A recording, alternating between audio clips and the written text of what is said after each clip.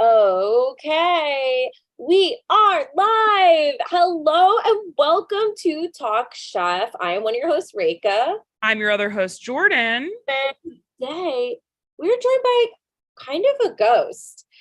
We have the visual, but not the audio of the very talented Annaliese Kassebaum. Annaliese. No, Reka, the opposite. We have the audio, but not the visual. Hello. That was a test to see if Jordan was on the stream or was fucking looking at Instagram. Yeah, I'm always in trouble with Reka. Annaliese. Okay, so Annaliese is here, but Annaliese has Wi-Fi issues right now. So Annaliese is joining us as a voice from the beyond. Yes. Yes, boo. I am a friendly ghost from beyond. I just figured we just needed some stakes right up top for this Talk Chef podcast, and I just wanted to provide that, like change it up. You've had normal guests have a normal video call in a pandemic where we all know how to do video calls. Yes. But why not a first ghost one?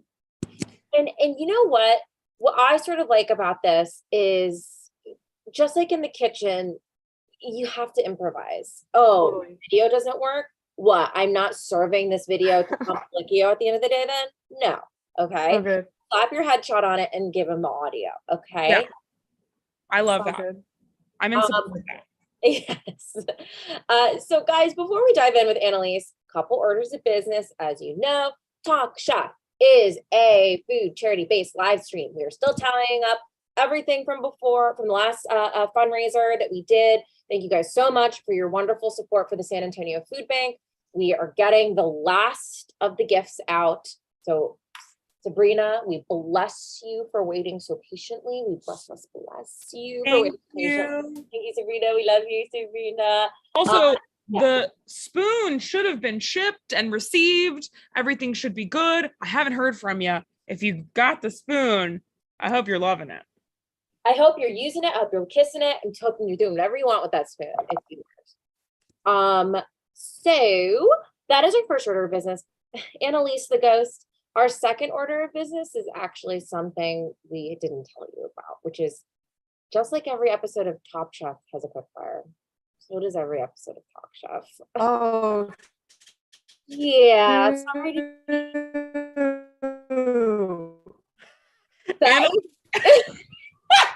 Your audio slowed down. Your audio slowed down and picked did some weird modulation when you did that. So it did actually. Were you saying boo? It sounded like a ghost. Oh my gosh, you guys! I'm so sorry. No! I said, "Oh shoot." I hope my knives are sharpened. Okay. This is canon now. This is part of the vernacular of Talk Chef now, that this can happen, that you can have an audio only interview and it can be a little slow or it could be choppy. That is vernacular. That is canon now. So everyone, you're all getting with it. You getting with it. We love it. So Annaliese, in case you need extra incentive to, but we'll see. It is 45 seconds long to answer 10 questions. And that sounds spooky, but the incentive is that you could win a deed to Terlato Wine Vineyard. Ever heard of it? The Terlato Wine Vineyard? Yes. Can you believe? Yes. Will you throw in a sponsorship from San Pellegrino as well? Annaliese watches Top Chef. Annaliese is a super fan. She knows what's up. She knows the sponsors. She's a good trash bag. We'll throw in some snack food that existed only for 1 month in 2009. We'll throw whatever the hell you want. Foil, Reynolds wrap foil. Yeah, you get as much foil as you can carry out of the Top Chef kitchen. Incredible. So that is your first prize. Your second prize, should you complete the quick fire, is you will win your own personal suite of broken GE appliances, just like you see on the show. So we're talking about a fryer that doesn't get up to temp, an oven that doesn't get up to temp, a refrigerator door that doesn't have a function, or the refrigerator door that doesn't function on the fridge. Okay. A refrigerator door that doesn't have a function. Exactly. Just like my mouth on my face, no function. That could all be yours. So, Wow. absolutely. Wow, indeed. Are you ready, Annaliese? And you can see us okay, right? Because I'm going to set a timer for you. Yes, I can see you. Incredible. So I'm going to set a timer for 45 seconds.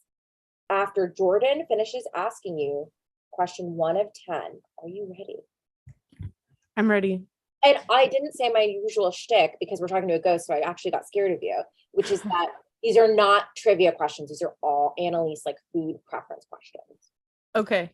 But even That's if it good to know. were trivia questions, I do feel like Annaliese could get them. So That's I think actually that's true. That's powerful in its own way. It's Okay. beautiful. Jordan, take it away. Okay. Annaliese, what is the most important thing Natalie Portman has ever done? This episode of Top Chef. Next question. Meatless or meatful? Sometimes meatless. What is the best food?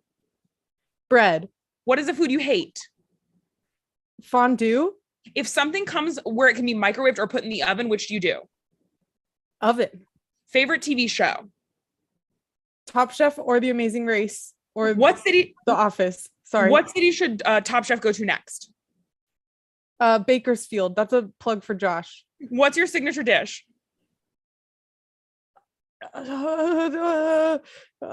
Avocado toast. I don't know. How many wings have you eaten in one sitting? 6. How great are Jordan and Reka? So great. Oh my Oh, god. it was it was Close. buzzer beater. Buzzer beater. Buzzard beaker. What are you saying, Buzzer Reka? beater. You know what, buzzer beater in basketball when it's like right at the buzzer. Oh, got it. Yes. I think we give you a consolation prize, which is you can have Tom Colicchia's shoes. And we have been told he does not wear socks. So those are going to be wet shoes. Gross. Just like Josh from Mythical Kitchen. He He doesn't wear also is a big no socks guy, and I don't get it. Do chefs not wear socks? Put Is your that answer in the chat. What Yeah. the heck? That's crazy. I can't not wear socks. My feet are too sweaty. And I'm a famous chef. Yeah, right? Same here. My feet don't really sweat that much, not to be that person. Shut up, I'm Reka. not trying to even be that annoying bitch that's like, I ate nothing for lunch and I became full. But I guess to me it's just more comfortable to wear socks. Reka sweats in a lot of other places. Okay, don't let her. Yeah, and I'll be the first to literally never deny that. I sweat in a ton of places. Where do you sweat the most? Well, I sweat in my personal regions. I sweat in my underarms. Which one the most, Reka? Just one. Which one the most? Underarms. Okay. Annaliese, where do you sweat the most? Probably also there, but I was gonna ask you, have you found that you will your body will grow tired of a deodorant and you'll need to switch every couple of months for it to work again? Yes, Annaliese, I have had that. That is I also interesting. Okay, yes. Yeah. I'm sorry, I was going to say, I also will randomly out of nowhere get an allergic reaction to a deodorant that will then turn my armpits bright red and burning out of nowhere after I've used a deodorant for like 6 months. Right now, I am currently using 2 different deodorants. Incredible. Like on because one by itself isn't working through the whole day. Absolutely. But both together are working through the day without any red inflammation or anything like that. But glad you've experienced that, or I'm sorry you've experienced that too, but glad I'm not alone. Thank you. I'm going to need to find out later what the 2 deodorants are. I'm going to Slack you because we work together and our office is hot. So I will need to know that. But I also, if y'all want to know something freaky about me, I'm also very sweaty, but you know where I sweat the most? I sweat in the crease of my elbow and the backs of my knees, like an unbelievable amount. The backs of my knees for sure. So you're a joint sweat person. I mean, I'm an all sweat person. I mean, don't even get me started on the personal region, of course. Like if I'm like in New York, I would always be on the phone when I was walking somewhere. So I'd be like on the phone with my dad, walking with my arm like this because I'm holding a phone. Oh yeah. And sweat would be like dripping, pouring out of that area. Dang. And some people don't fucking sweat at all. That's Yeah. very wild to me and scary. Yeah, it has to be bad, right? I'm gonna say it's bad. I'm assuming it's bad, right? You sweat for a reason. I have thought about buying dress guards. Buying what? Dress guards. They're like those pads you put Oh. on, like if you're wearing like a t-shirt and it's super hot and you don't want fucking pit stains. I've never even heard of that. That's a great idea. It's like a panty liner that you put in the armpit. Yeah. That's honestly incredible. I've never even heard of that. You put that behind your knees. Yeah, I just have them all over my body. I have like one on my upper lip. I have I absolutely have to put one here, especially. Yeah, I've cut it down thin, so you look incredible. I love that. That's beautiful. Well, also, we didn't even really introduce Annaliese because there was so much. Well, Annaliese was a ghost, so we kind of got scared about introducing her. But you're right. Take it away. But Annaliese, you work for Mythical Kitchen. Do you want to tell everybody what you do and what you like about it and what you hate about it and your least favorite thing about Josh? Yes. I'm Annaliese.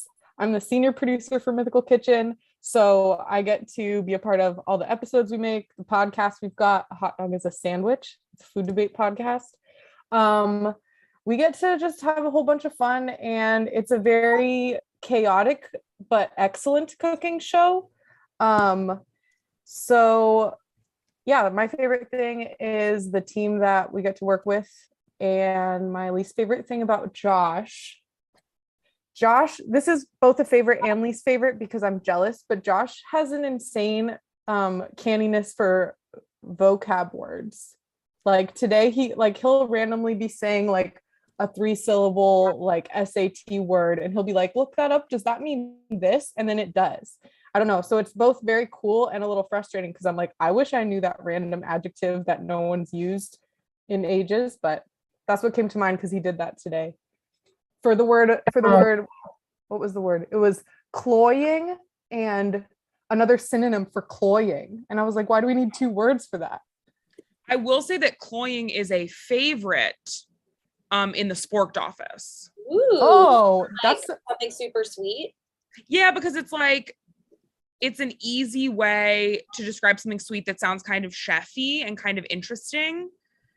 That's so, I hadn't heard it really before today. So this is great. Wow. It's a good word. It's a the zeitgeist of cloying. This is crazy. But I'm honored to be here with you both because I feel like, Jordan, you're like the Billy on the street of Mythical now, and it's amazing. And then Reika, I was looking at your website and I realized you fulfilled one of my bucket list goals, which is to attend or participate in the O. Henry Pun-Off. Congratulations, that's so good.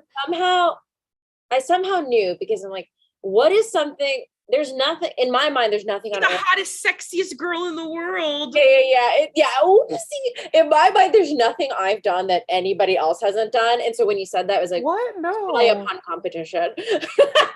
no, I mean, you've done a lot of other cool things. But that's obviously a fun, cool one. Can I ask you how you know about it? That's nobody ever knows what that is.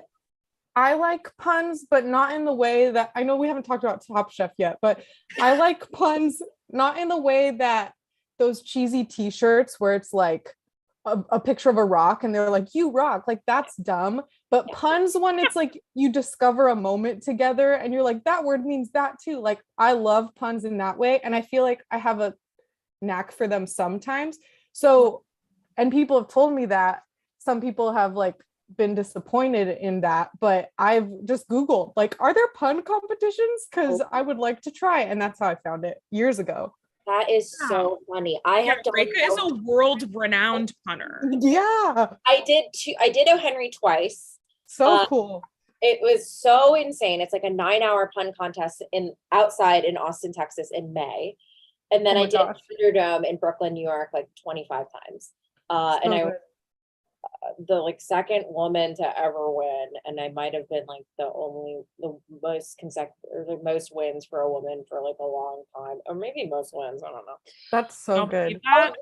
Our very own Reika Shunker. Thank you. Woo! Thank you. Has a talent that you know her for being good at nothing, and she actually She's a And world-renowned pun scientist. And here she's dropping one thing. Yeah. Absolutely incredible. Well, anyways, I appreciate that little shout out and that nugget of information. Incredible, guys. Well, let's dive into this app. Okay. We're hot and heavy into one of my least favorite seasons of Top Chef, but I liked this episode. That's what I'll say. So our quick fire today, sponsored by TV Guide, hashtag TV Guide, hashtag TV. Hashtag TV Guide, hashtag watch TV, hashtag TV for God, hashtag live TV. Yes. You have to take a classic make a classic TV dinner that is inspired by a TV show and kind of just make it an upscale TV dinner.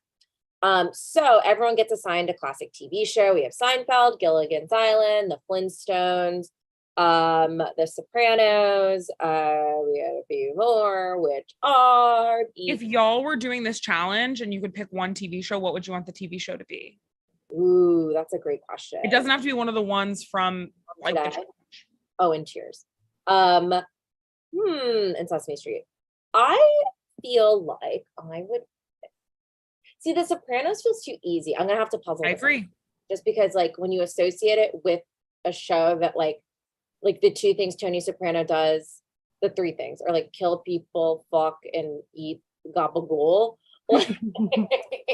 Yes, Rika, that's right. Is there one jumping out to you? I have to puzzle through mine. Annaliese, do you have one off the top of your head? The one that stands out for me is I did actually watch a lot of Gilligan's Island growing up because I was sheltered, and so my parents would have us watch old TV shows. Yeah.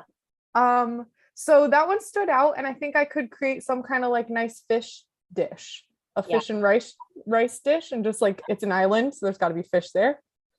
That's what stood out to me. Yes. I like that. I would maybe want to do I Love Lucy.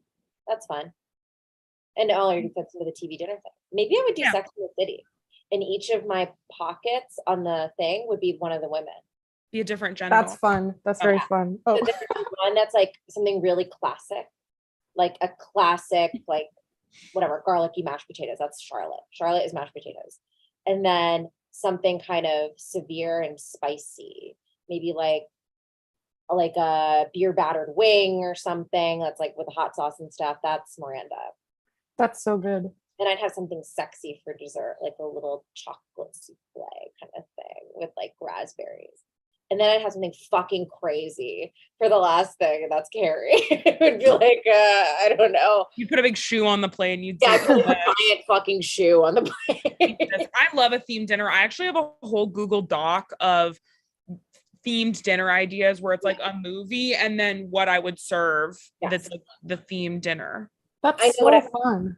What I would do for Carrie in one episode says her favorite like single person behavior is to eat saltine crackers with jelly standing up in the kitchen, which sounds depressing to me, but I think I would try to do a spin on some sort of like fancy hors d'oeuvre that's like salty and has some sort of fruit on it to like kind of spin on that. And it looks crazy. It looks like a shoe. Okay, wait, now I can redo mine. Okay, I would do Lost. Yeah, that's cool. And my meal would be like tropical inspired, and it would have some type of, I would maybe do like some kind of fish, maybe like a white fish. I don't know, some kind of fish, and I would smoke an element on the dish for the smoke monster. And then I would also serve polar bear. Sorry, Jason just brought something to my attention that I should have said. I was also surprised, Reka, about this. Sometimes I forget that it's the greatest show I've ever seen because it's like when you don't even, you're like, I don't say my own name ever. I don't say Reka. Sure.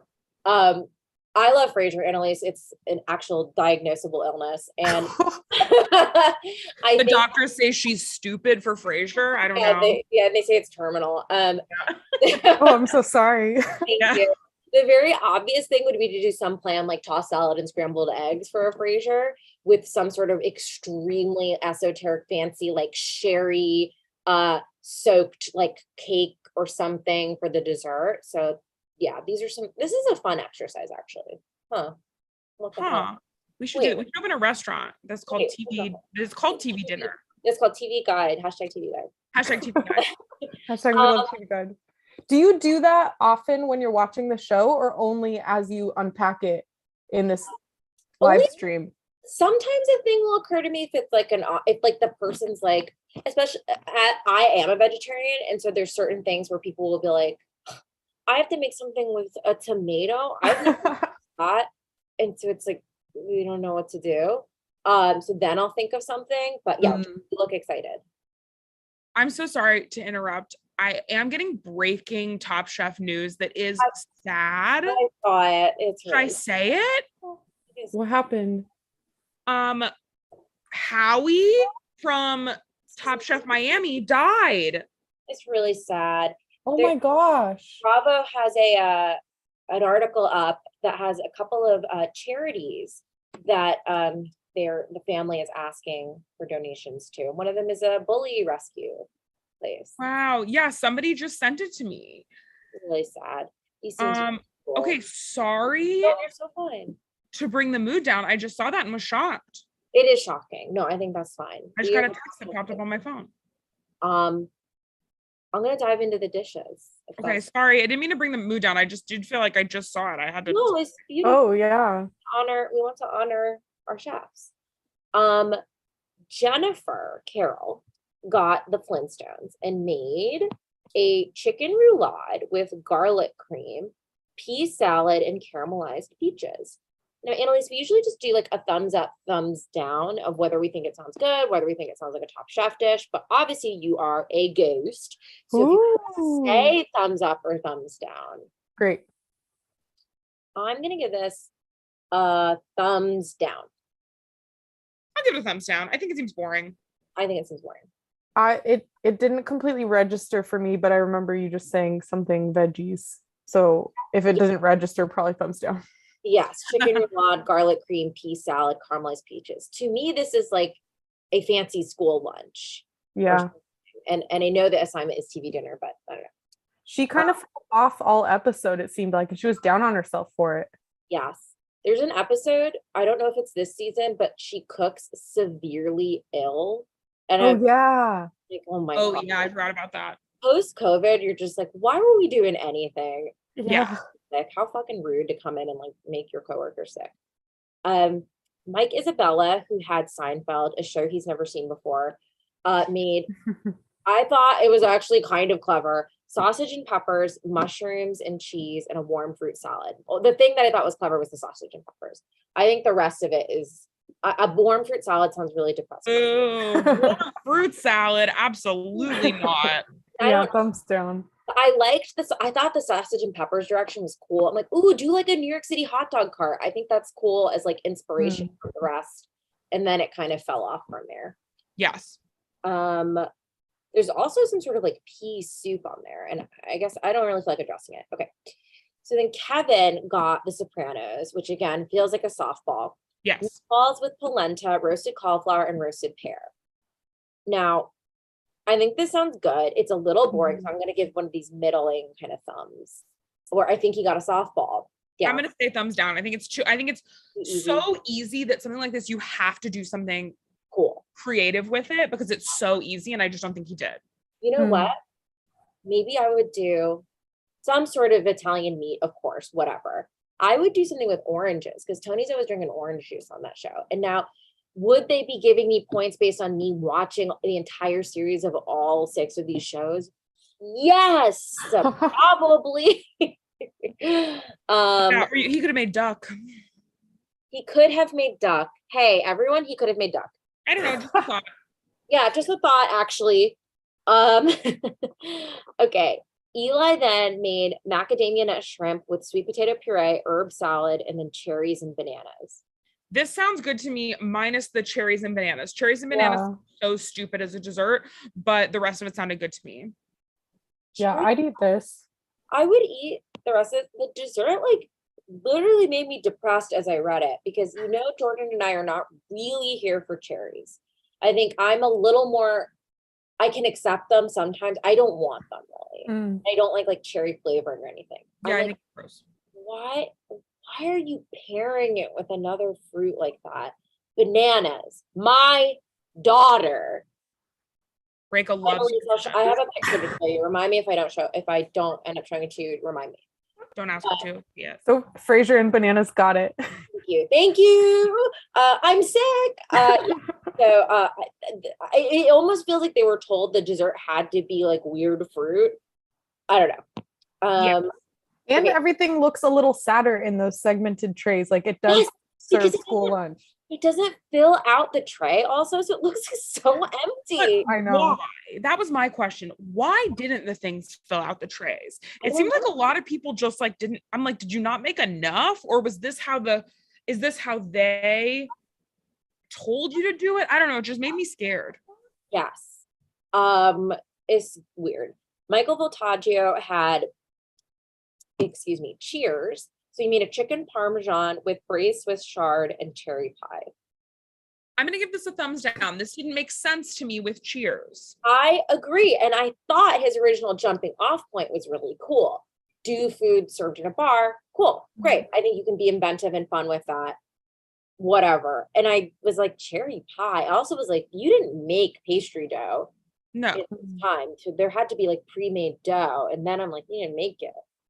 I don't know. I know I'm a bitch, but I don't know. Annaliese, do you have thoughts on that? Well, it has me thinking, because I know for other cooking shows, some things seemed like a ready, set, go thing, but they've really had time to think about it. Do we know? Have you done the research? Is Top Chef legit? Oh, I think it's ready, set, go. That's I think awesome. the only thing they do in between is sign waivers that they've understood all the rules of the challenge. Ooh, Yeah, which because it's a money thing. Later. Okay. They didn't have that initially, but now they like make sure that you sign it and say that you understood, but that's it. Yes. Got it. I haven't seen Cheers, but the dish when you describe it sounds just kind of like cool and safe, and totally agree with you with the pastry crust, but it's also a quick fire. Like they got 20-30 minutes. Yeah, it's true. Yes. But so Cheers, just, you probably know this, but for anyone that doesn't, I'm just going to throw out there that Cheers takes place at a bar in Boston. So I'm not sure why the meal was, what was it? Chicken parmesan and cherry pie? Yeah, I'm kind of like very weird. Boston-y, like do something Boston-y, or do like, my idea was to like do something that had to do with like peanuts, because a lot of times like you'll have bar nuts, and like Norm would a lot of times be eating like nuts at the bar. So I'm like, do something with beer and like nuts, or something like Boston-y, or like Chicken Diane. Come on. I loved the will they won't they between Chicken Diane. So cool. You gotta watch Cheers. Okay. Put it on your list. Okay. Robin got the Sesame Street, and made a burger with egg, like kind of like an egg yolk in the center, crispy kale, carrot salad, and an almond laced cookie. I think this seemed more interesting to me than some of the other dishes, so I'll give it a thumbs up. Yeah. The carrot salad made me a little depressed. Sure. It could be good. I don't know. The almond lace cookie sounds good. Yeah. Is that supposed to connect to Cookie Monster? I don't remember. Did she say? Yeah, she's like, I thought of Cookie Monster and Big Bird. So we're eating Big Bird's child and Cookie Monster's dinner. Nice. Oh. Absolutely savage dish. Incredible. And then Brian Voltaggio got MASH. And it was so funny because when he started talking, mind you, I've seen this series 350,000 times. He started talking, he's like, MASH is set during the Korean War. So he's like, oh, cool. So he'll make like Korean food or Korean inspired food. He's like, so I made meatloaf, mashed potatoes, asparagus, and apple tart tatin. I was like, oh, so you just made like kind of 1950s like American food. Yeah, I think I have to give it a thumbs down, because even though it sounds kind of good, it doesn't seem interesting at all. And it felt like it could have been for almost any show of this time. I think his totally was probably like, this is what you would eat in the mess of like the barracks. I'm like, sure. I think that is just sort of vague Americana food then. And I don't know. Yeah, Annaliese, what do you think? I hear you on that. And I especially teeing up the Korean War, but then not having a food connection to it. I love meatloaf though. I don't remember what the guy thought of it, or Padma thought about it though. Yeah. So middle thumbs up, thumbs down for me. Yeah, I feel like if you really wanted to do something that was like the mess hall though, like I think you could make something like that, but I think you would have to be like, I used exclusively canned food or like something weird that would be like an extra additional challenge. I would almost, and maybe I don't have the best understanding of like mess hall food. Because Jason's bringing up, yeah, he's probably commenting on like the canteen. I'm like, well, I might have done like something that's like a gruel or a grits kind of thing. Things that like feel like economy, like, and maybe meatloaf accomplishes that, but I don't know. If this was the only time Brian kind of made really a boring thing, I'd be like, Sure. oh, okay, it's fine. I think we are using backstory that we know Brian has always made like pretty boring food.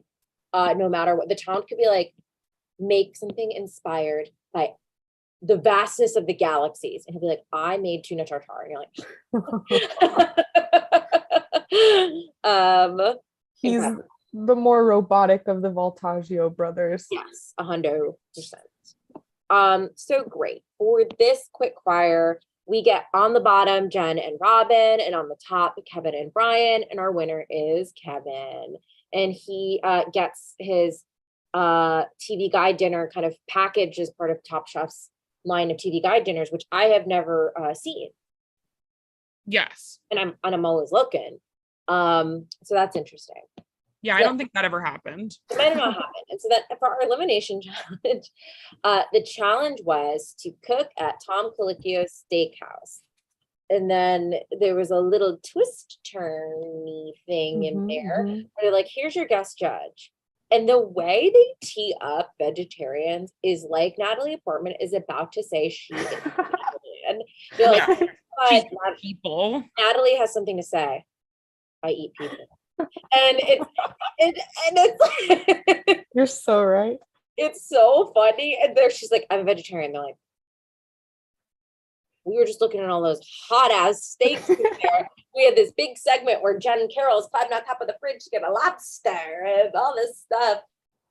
So, and then, yeah, like they end up being fine with it. But of course, like you just see the big like vegetarian, like, oh, for sure. Like this is what they're doing. Oh, we're going for the eggplant, of course, because you think that tastes meaty. And I think eggplant is fine, but I think people fuck it up so much that I'm like, we go for the mushrooms, that I totally get. I'm on board. We go for the lentils. Okay, yes. We go for the beets. Yes, of course. Sure. And then you get people that are like totally illiterate on vegetarian cooking, and then are like, I made leek scallops, and leek is the protein because it's shaped like one. Okay, very nice. There's literally a soundbite because I put it in my notes. I think Robin said it. She's like, vegetarians are people too. And it's like, huh? But that was the tone. It was like, I was surprised Eli had as much forethought, because Eli is one of those types of guys that I feel like he's so young that he would just be like, vegetarians are like fucking annoying. He was like, if I was trying to be funny, I would say vegetarians are lesser people. right. Yeah, I guess you would be trying to be funny. And then he says that they're just not catered to very well, and they end up eating like a vegetable medley. And I was like, yes, Eli, we do. And he even says about Natalie Portman, they include a clip of him going like, the only important thing she's done is Star Wars, and that's really important to me. And I'm like, oh, okay. Yeah, and that was when I sort of knew I had a crush on him. Yeah. She's just joking. Her real crush is Andrew. Tell Annaliese. Do you know season 5 Chicago, the fucking psychopath Andrew? And that's a very bad term, but just he I don't know, what would you call him? Unhinged, just energy, chaotic energy. Andrew D'Ambrosi. He's like the one that would like hit himself in the head. I thought he was funny, and I had a what season did you say? I have to look up a photo. Okay. He was good buddies with Spike, and it's like an uncomfortable energy. Oh. Yeah. Yeah, Reiko was in love with him. Okay. No way. Okay, he's not standing out to me right from photos. I'm so sorry. No, it's okay. Wanted to do a kiss with him. Can you believe that? Wait, was it his personality or also like his physique, his looks, all of it? Why are you trying to come at me like this? No, I'm curious. It was because I was sick, because I was 18, and so my brain didn't work yet. I thought he was funny because he was trying to be funny. And I thought that was attractive. Now I know what being funny is and means to me. And I know that he's not funny. And I've never smiled at anyone less on the show. But it just goes to show you, you're sick in the head when you have crushes as a younger person. You're absolutely sick. You know what they say? Sick in the head, sick in the bed. Hey. So maybe I do like Andrew. Disgusting. Okay. So for this spooky vegetarian challenge, and again, and also worthy of pointing out, they are to make an entree that is like worthy of being, a substitute for like a steak dinner. Yes. So on that note, Robin makes a stuffed squash blossom, beet carpaccio, fresh garbanzo beans, and chermoula. Now, if I see this on a menu, I go, blossom? I only get one? Oh, yeah, that's true. I get depressed. And then I go, beet carpaccio? Thin beets? And then I go, fresh garbanzo beans. I'm like, you're advertising the beans? There's like a few. And then a little bit of sauce. It like bums me out.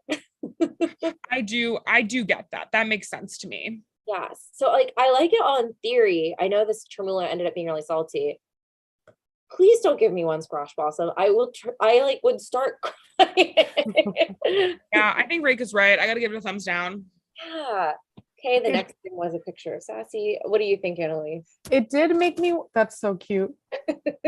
It did make me want to try a fresh garbanzo bean because I didn't know what to anticipate for that, but very astute. I didn't think about it in like how little it was, but it felt like across the episode, everyone's portions were small from the like TV dinners to this. Yeah. And it was so funny because wasn't it like Jen Carroll who was like, my plates aren't as full as the other people's? I was like, yeah, it is full. Right. I served 2 chunks. Right.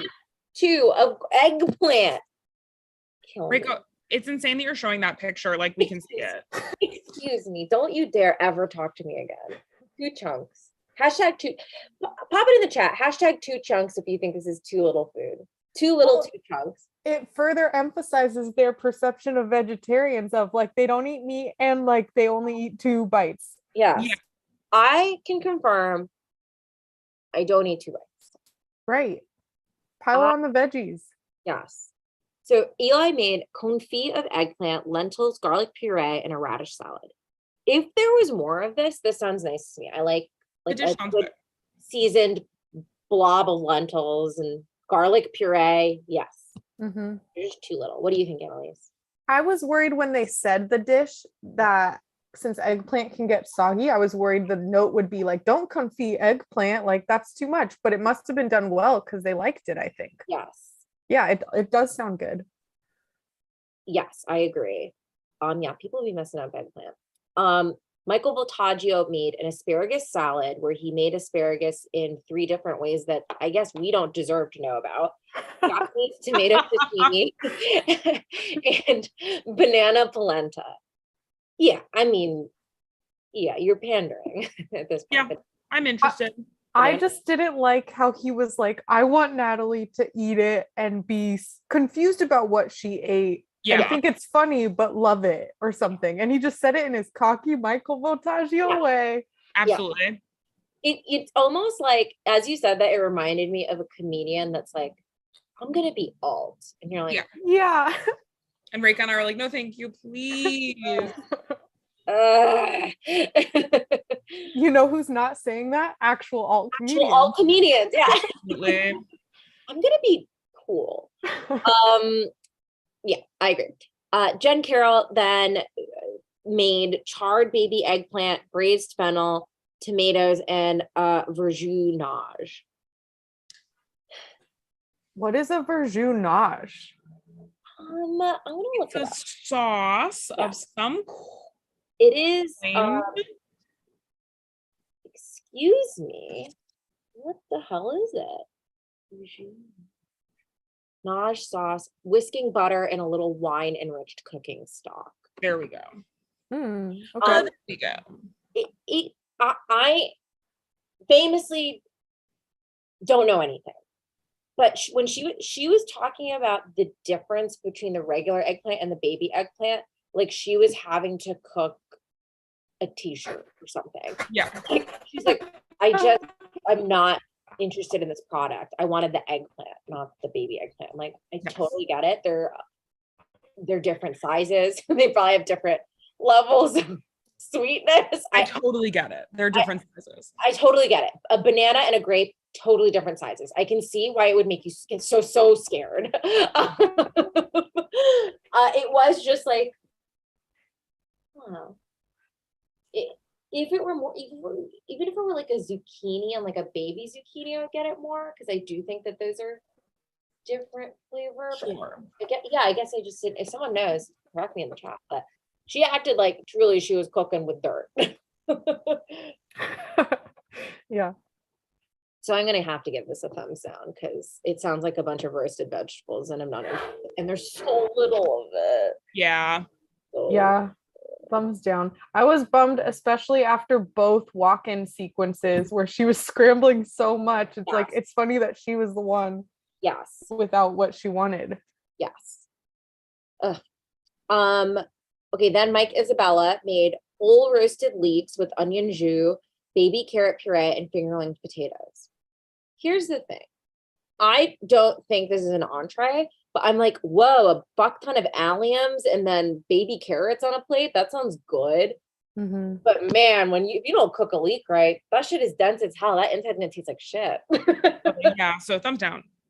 And yeah, what do you think, Annalise? I mean, is it bad? Were they not allowed to cook with rice or like starches or stuff? Because all this sounds good, but I want a bed of like polenta or like mashed potatoes, like obviously done fancy, but why didn't they do that? Annalise, that is an incredible question. No, Because they just forgot how literally anything works. I would actually be really curious, because that feels like it would be a huge thing to mention. And someone made like polenta, like, yeah, why did they make only vegetables? right. Wow. This is why, for those at home watching it one time, this is why you have to actually watch the show like 55 times, because there's something new every time.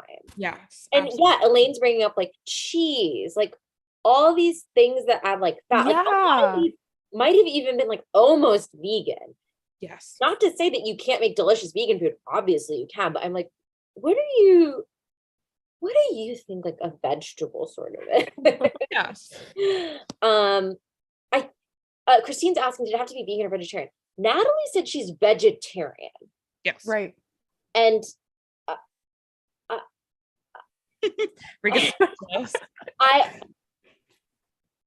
I might be crazy. She didn't say vegan, right? No, it was vegetarian because someone was using butter or something, and I remember having that thought. Because someone asked, like Brian was like, "Can I use some of your butter?" Yeah. But what I'll say is, even if it was vegan, you can still use polenta and rice what the and fuck? tofu and like other things. Honestly, I might have to go back and give some thumbs downs. I'm like, pasta, farro, barley, whatever the fuck, literally anything. bread. Oh my gosh. Bread. Right. Yep. This makes me fucking sick to my stomach. Okay. Much like Mike Isabella's leeks. Okay, then Brian made, I'm going to say this incorrectly, artichoke barajoule, maybe? Baragoule, I don't know. Confit of shallot, wild asparagus, and a fennel puree. This, in every way, is not an entree. Yeah. Yeah. It's like, you should have to show a picture on the menu. Yes, absolutely. People joke about that being tacky, but you know what I'll say? I love it. I love it. Yeah. I get bummed when my thing is not one of the things that's in the picture. Yes, absolutely. It does not representation. What do you think? I think it would leave me still hungry. What was the fennel thing you said? It was a fennel puree. So you'd probably be pretty full after that, right? But isn't fennel a seed? What was the puree? Also a vegetable. It's like, right. But so you'd probably be pretty full having kind of, I don't know, pureed celery, right? Yeah. Yeah, I mean, I want to try all of these dishes because I want to experience what Tom and Natalie Portman experienced, but I don't know. This isn't one of the big hits for me. Yes. I agree. Now, speaking of big hits, here we've got Kevin coming in. Duo Mm. of mushrooms, the hollow notes of mushrooms, smoked kale, candied garlic. Yeah. Okay. And what the hell does this say? Some sort of puree. I'm sorry. It's covered by the subtitles I have to use. What do we think? I'm here for candied garlic. I'm all over this dish. I would absolutely order this Yeah, this sounds great to me. in every way. I love that he treated kale with respect. One of the most disgusting experiences to me as a vegetarian is when you order a salad that has just like unmassaged, like uncooked kale in it, Oof. super curly kale. Yes, Mhm. I have a similar thing to that when you just get a raw mushroom in something. I don't like a raw Mm. mushroom either. I don't think anybody, I think that's lazy vegetarianism. That's like a Agreed. salad bar vegetarianism, and that's Agreed. not my religion. So that's what we got. Natalie laughed at the banana polenta, cried at the chermoula, leaped for joy at the mushroom. We really saw her acting on full display. At judges table, the winner was Kevin. Mike was really sad, like kind of like a little boy style sad. He was like, well, Kevin, It did. you're just 20 minutes. It was so immature. It was like, this isn't the bottom. Yeah. Like, Yeah. he didn't even get, yeah, it was very immature. That's the kind of shit you say and do when you know that no matter how annoying or rude you are, you will do well in life. Yeah. Whoa, good point. Yes, Jordan, I tried the pesto and I loved it. I've been eating it on Anyway. like kohlrabi noodles with like these tomatoes I got from a farm that I've salted and put balsamic on, and eating it is just like a big weird breakfast. It's awesome. Yep, I love that. Thank you. Bink bonk bink. Okay, so then eliminated. Oh my god, I almost cried. Was Mike Isabella. Mm. Yeah. Or Finally, everyone that was worried, not wanting to watch, was like, I don't want to see Mike Isabella. You can start watching the show again. Mike Isabella is gone. gone. He's gone. And honestly, my girl did it to him. My vegetables. Thank you. I want to know who everyone's least favorite Top Chef contestant is. In the entirety of the series. Yeah. Ooh. Okay. Off the dome, Alex from season 7, our nasty pervert king. How do you remember their names and their seasons? I'm actually ill. She's a savant. Wow. Alex was the guy you might remember who the famous pea puree incident. He's the one that was accused of the theft. Oh, I do remember that. Yes, but he's also a disgusting, like weird pervert man. I don't like him. I don't like Mike Isabella. I don't like. Okay, Jordan, you go. I have to think. I mean, obviously, I don't like Mike Isabella. He's my least favorite of all time. I don't like Mikey either, right? Who? Mikey from season 1, the guy that like doesn't give a shit and like made a Cheeto stuffed in a melted. Oh yeah. Oh yeah. I think he's from season 2, right? I don't like him. I really didn't like him. I thought he was so horrible on the show. There's been so many. I really don't like Eli, to be honest with you. I knew that when I watched the season, and then rewatching it, I hated even more. I hated Andrew. He was a real jerk. Andrew's a jerk. Philip in season 13, the guy who makes everything from scratch and has the long hair and the beard, and he's kind of deluded anytime he gets a note. Philip. Oh, I'm looking up photos. Garden sweetheart. He's super bizarre. He like always talks about his restaurant called Scratch Bar. Yeah, I don't hate him. I think he's strange, but I'm like, I think he's just like a weird dude. Like, I don't think I would want to hang out with him, but I think there are definitely worse people that have been on the show. Yes. Okay, what about Marcel? Because remember when there was like the actual beating up moment? That was him, right? Was he being? He was being bullied. Right. If I had to even say my least favorite Top Chef season, 2 is up there. This is up there. 7, I hate 7. Where were they for 7? DC. Oh, okay. Yes. You know who I hate? I hate Jamie. Oh, Jamie's a real drag. I hate Jamie, the lesbian scallop cooker. Yes. For whatever reason, that just sounded like almost like, oh, Jordan, you can't say that on Scallop cooker. You said lesbian scallop cooker. Sorry. Yeah, she's really a huge fucking bummer. Damn, I mean, all the assaulters hate them. And Michael from Top Chef New Orleans, the guy who's obsessed with New Orleans, and he's really annoying and calls Nina sweetie all the time. And I don't hate him. I find him so annoying. I find him annoying. You know why I didn't like the other guy from that season? Nicholas Elmy? No, I mean, I didn't like him either. I didn't like a lot of the. Oh, Justin, the other like New Orleans guy who was such a fucking sourpuss the whole time. He was not from New Orleans. He was from New Orleans. He lived in New Orleans. He was not from New Orleans. Got it. Sorry, Annaliese, we're steamrolling. I love it. I'm just furiously Googling Please. because I love that you remember the names and the seasons. I feel like since I've watched this mostly by myself, I'm not also debriefing it and using their names aloud, so their names don't always stick. So when I'm in a season, I'm like, oh yeah, that one. That's all my brain is saying. But I need to start practicing saying their names. Yes, you start practicing. Yeah. Yeah. I am curious. We talked about the Voltaggio brothers, but I did want to ask you which one's your favorite, or if you are neutral about both or dislike one of them. I would say I dislike both of them conceptually.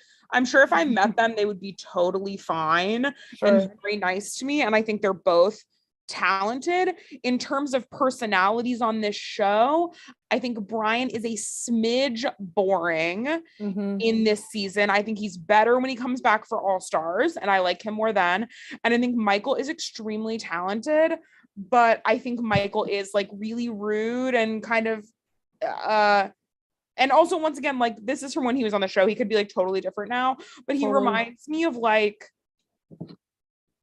just like a lot of the guys that I worked with in kitchens when I worked in restaurants, and they were just like really rude, and they were like, well, that's how it is. Like, we're rude here, and I hate that.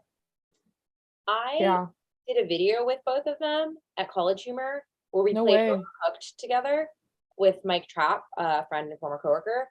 And Brian was on my team and Michael was on Trapp's team. And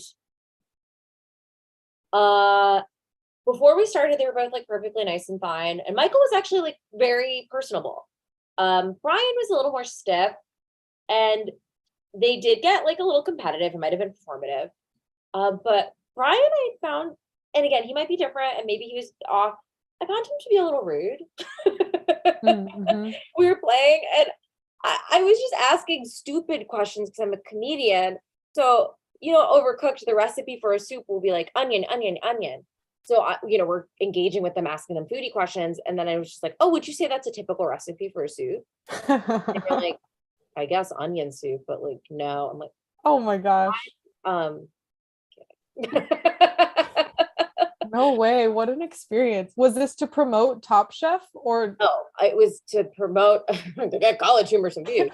I love it. Yes. So I will not go so far as to be like, he sucks or whatever. I was just like, well, this is fine. Should I cut this out? Maybe.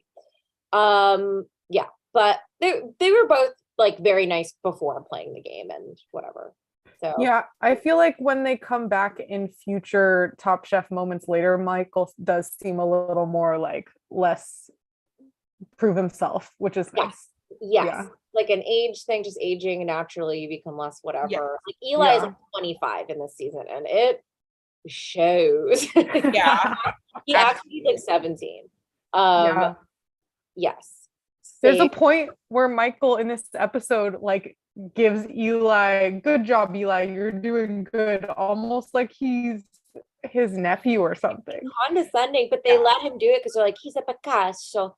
People keep calling him Picasso. Picasso's stuff looks crazy, so sorry. Yeah, I'm like, he cut off his own ear? No. Right. That's gonna go. And I know that because I've been to the museum. Okay, whoa, brag. I've seen the ear. Whoa, they gave it to you? He gave it to Give me. it back. The ear. The hell? Fine, Annalise called me. They didn't give it to me. I stole it. Yeah. Well, this was incredible. It's so nice to talk to another freaking fellow Top Chef nerd / ghost, Annalise. Thank you so much for letting me haunt you. It was very fun. Haunt us anytime. And if people Yeah. want to hear and see more from you, even though you're a ghost, where should they go? You can follow me on Instagram at my name, but check out Mythical Kitchen. We've got something for anyone who loves food or comedy. And if you're watching this right now, you can come hang out with us at Smorgasburg this Sunday. We're doing our first pop-up. Cool. It's gonna be really cool. Yeah. I'll figure it out. Cool. Well, anyways, thank you so much for joining us. This was such a what? Sorry, there's a Bravo producer talking to me. No. Oh, okay. Sorry. Anyways, I'm getting word from this Bravo producer. You are Top Chef. Oh, what? Yeah, a lot of people Oh my don't know gosh. this, but there's 2 ways to become a Top Chef. One of them is to be on the reality cooking competition show Top Chef, and the other is to be on the reality live stream podcast for charity Talk Chef. Yes. I get to go to the Food and Wine Festival in Aspen. Yes, Your own booth. own little booth there, and then you can have your own what the fuck are the other prizes, like 2,000 plastic bags from Glad. I love it. Thank you. It's an honor. Thank you so much, Annalise, and thank you guys for tuning in. We'll see you next time. Bye, buddy. Bye.